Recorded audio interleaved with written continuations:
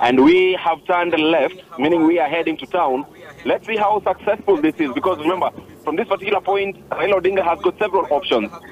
He can access State House, perhaps get to town, use the Uhuru Highway, then take that turn at the St. Paul's Church, or he may also decide to go the Westlands way and use Riverside Drive, then eventually Arboretum, and somehow find himself at State House.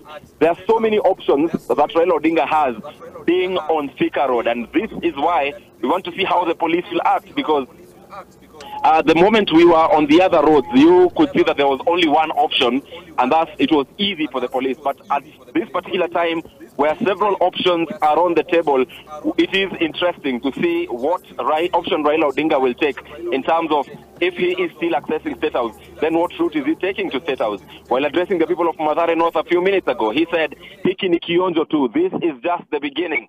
And there is that plan to keep having these demonstrations every so often on a weekly basis. So perhaps if there is no success in accessing State House today, then there could be success in accessing State House in the subsequent demonstrations.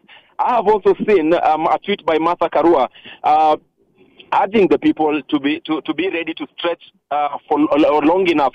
Perhaps this is a tweet we can retrieve to get the words verbatim, but it is to the effect that be ready to stretch this long enough until we get the illegitimate regime out of power. So that was a couple of minutes ago, say about an hour ago, by Mathare. So it may mean, with the urge that we be ready to hold it longer, it may mean that this may head right into the night. But we are on Thika Road, cars now moving, vehicles, the traffic is moving really fast, and we are trying through Simon Shiko, trying to keep up with the procession to know what exactly and where exactly they are heading. But let me take you back to where I was before that police action and the people started to run back. And before the people, sorry for that, before the people tried to run back, I was bringing you to context in how we ended up here at this particular situation.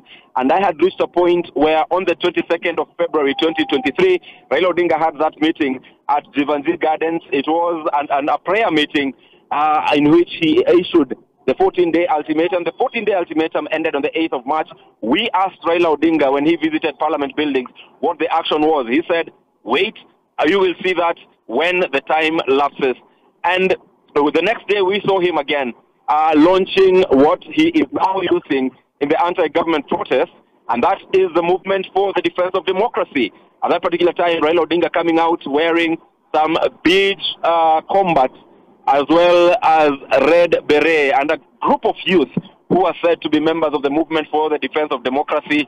And they said that having launched this, we now embark on nationwide protest, even as it heads to the 20th of March, which is today, where we will all converge in Nairobi and head to State House. We saw from that particular advisory by Raila Odinga, a couple of counties witnessed this mass action or witness demonstrations.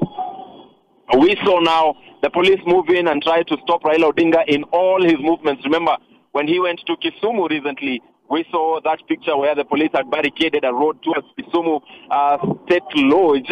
And all this was sort of trying to stop, because he had indicated that the march will head to State House. So it was all in terms of trying to stop him from accessing this very critical national office. This is where the president resides. So today, Raila Odinga came out at around 2 p.m. The thing that was spoken about, especially, he was for so long challenged by the Kenya Kwanza side, who said that Odinga wants to have his way into government. He wants to push the government to the wall and push for what is called nusu mkate. But that has not happened. At this particular point, Olive, I am saying the route that we are taking, because we are at the tunnel of Muranga Road and Professor Wangari Maathai Road. The vehicles in the procession are approaching CBD. They have taken Wangari Maathai Road, if I'm not wrong, because that is, they have actually taken Wangari Maathai Road, headed towards Parkland.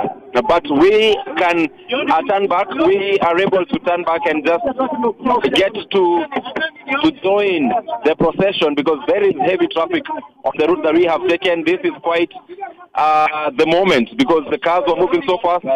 We lost the direction with them. They have taken the Mathare Road instead of Muranga Road. So this is all in attempt of catching up with them. And also, remember the challenges of covering such a huge event, a heavy event, live.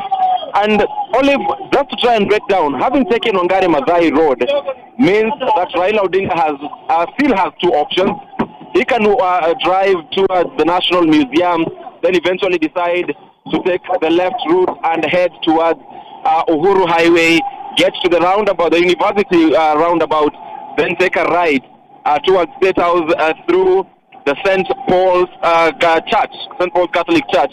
From that route, he can choose whichever route he decides to get to State House. He can also decide to avoid Uhuru Highway and proceed straight towards Riverside Drive, and towards, that is Chiromo, towards Riverside Drive, take a left on Ring Road Kilimani,